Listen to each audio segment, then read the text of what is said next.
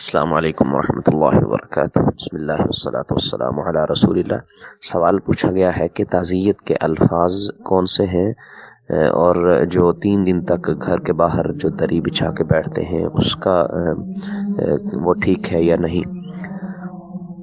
تو تعزیت جو ہے اس کی بہت فضیلت ہے۔ نبی صلی اللہ علیہ وسلم نے فرمایا جو تعزیت کسی مسلمان کی کرتا ہے قیامت کے دن اللہ رب العزت اسے ایسا حلہ پہنائیں گے، ایسا لباس پوشاک پہنائیں گے کہ اس پہ رشک کیا جائے گا۔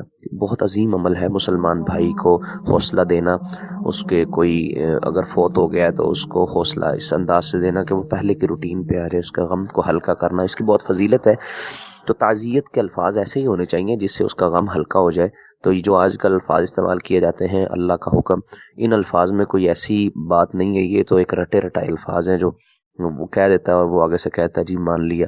تو ان الفاظ سے گریز کرنا چاہیے۔ صحیح مسلم اور بخاری کی جو روایت ہے وہ بڑی خوبصورت، امام نووی رحمۃ اللہ علیہ کہتے ہیں کہ تعزیت کے حوالے سے بہترین حدیث ہے۔ نبی صلی اللہ علیہ وسلم کا فرمان ہے جس میں دعا ہے ان للہ ما اخذ وله ما اعطى وكل شيء عنده باجل مسمى فلتصبر ولتحتسب، کہ اللہ جو بھی دیتا ہے جو لیتا ہے وہ اسی کا ہے، ہر چیز کا ایک وقت مقرر ہے، لہٰذا صبر کرو اور اجر کے طلبگار رہو۔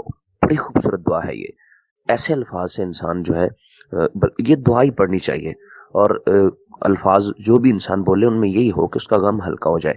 اور تعزیت جو ہے وہ گھر کے باہر جو دری بچھا کے بیٹھنا، یہ جو ہے شریعت کے اندر ایسی کوئی چیز نہیں ہے۔